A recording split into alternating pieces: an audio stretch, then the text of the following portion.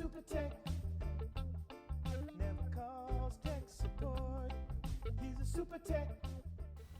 Alright guys, this time we're gonna go ahead and change a basic inducer.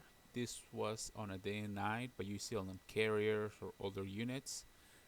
These motors we do carry on stock. The fan blade, we do have one size, but they are on some carrier. The blade's actually smaller, so you have to order those. What happened here is I was on a no heat call. Actually, the igniter was bad.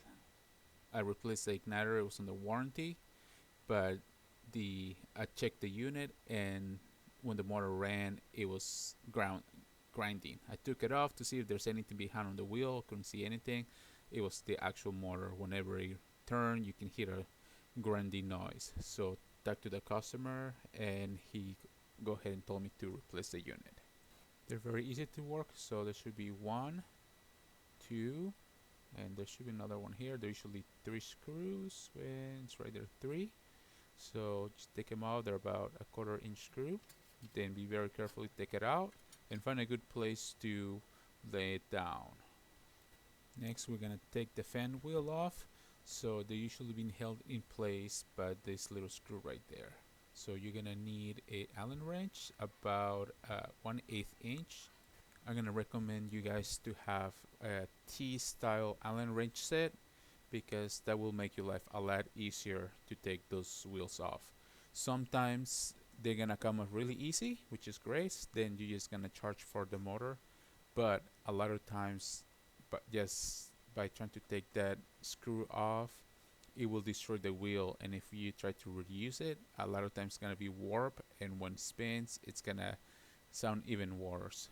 So make sure to let the customer know you're gonna try to reuse the wheel, but a lot of times it just has to be replaced with the motor. As you can see, I try, but as on the previous picture, 2 pictures ago, you can see how my Allen wrench is actually starting to twist out of shape. Sometimes the wheel might look really good, but the screws just with the rust is well shot. So what you end up doing is grabbing a saw and just saw it out like in the picture.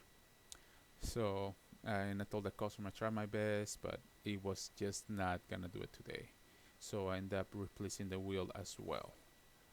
Next, we're gonna separate the inducer from the housing. So you got 1, 2, and 3 screws. They might look a 1/4 inch, but actually they are not. As you can see, I was like, how come it's not working? They're 5/16. So just take this one, take number 2 right there, and then take number 3. And so just be careful, they're gonna be all over the place. Then you just separate it, and boom. Now you have the plate separated from the inducer holder. And next, we're gonna go ahead and we're gonna separate now the inducer motor from the plate. So in this case, we only have 2 screws. Sometimes you might have 4, 3, so it all depends on manufacturing. And these are a 1/4 inch screws. Take those off, and then take the plate off, and then your inducer's free to and now you can replace it with the new inducer motor that we have. So this is the one that we carry from, I think, Johnstone's. So you guys can order it online through our portal. So it'll come with the instructions, a wheel, different cables. So you take the inducer out of the box. Next, so you can see next to the other motor, they're about the same. This shaft's a little shorter because that's the one that we chopped off. That's on the wheel side. So the long shaft goes to the wheel. The small one goes to the fan, to the little fan. So just put it back the same way it came in. Long shaft goes into the plate, and so sometimes you have to try to remember which way it went in. So I was trying to figure out because the holes were not lining up. So it just took him a little second. Just relax, take it out. Compared to the old one, see, holes are the same, so it should go inside. So finally figure out I was going the wrong way. So you put it in there, flip it over, now the holes line up. Then just go ahead and put your screws back on, and like I said, it's either 2, 3, or 4. It depends on the manufacturer. So this go in pretty easy. The bag itself comes with extra screws, so if you lose these screws, you can always use the ones that came with the bag. I just decided to reuse the same screws. There you go. And it's not in place. Next we put the other plate, and basically the same way it came in. You put it in place, and now you use your other screws. Those grommets, you can go ahead and flip them around because they get worn down, so you can flip them over, and that will help with the noise reduction. You can order those as well, and I think it's $129. That's how much we charge for those. If you end up having to order the wheel, go ahead and order those, and it'll make things even more quiet than before. So let's go ahead and put those back on, and just the same way they came out. Yeah, they're 5/16. There's one. There's two right there, and then the last one. They go in pretty easy. Oh, they should go in pretty easy. Don't over tighten them, just enough to keep it in place. And there you go. The one thing I forgot to mention, you guys, is there is a gasket on the inducer itself. This one, so you can see, is a red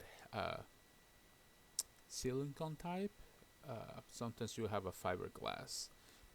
A lot of times you can go ahead and reuse that. Now, if it's a fiberglass or the silicone ones, and it's really bad shape, you can always use the high temperature silicone that we carry on our vans. Just put some around the base and just create a new seal.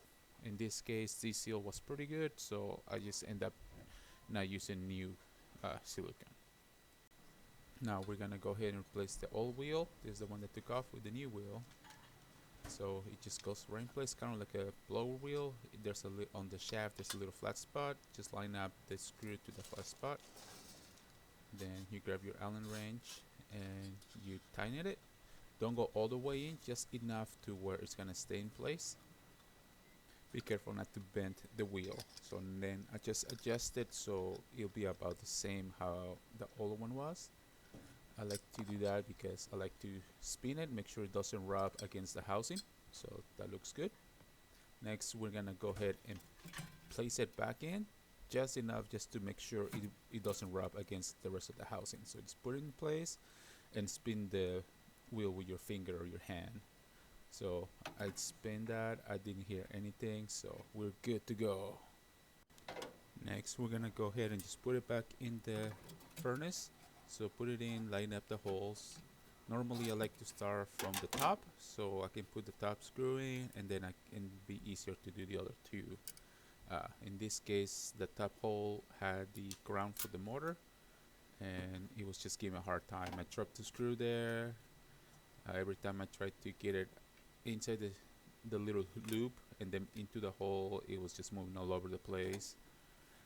So see, it just came out. So just put your screws whichever you wanted to do it. I usually start with the top, and I gave up, so I just started doing on the side one. And these are 1/4-inch screws. So put one in. I didn't go all the way in, so just enough to hold it in place. Then I did the other side.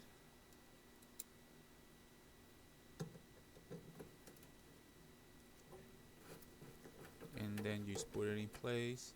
Then finally I did the last one that was giving problems. Now I had two hands, so I didn't have to hold the motors in place. That's why I was having problems. So then it goes right in. Well, I dropped the screw, so just remember, it happens. Take a deep breath like I did, and then screw it back in place. Now since all three are in, then just make sure they're all nice and tight. There you go. And then the last one.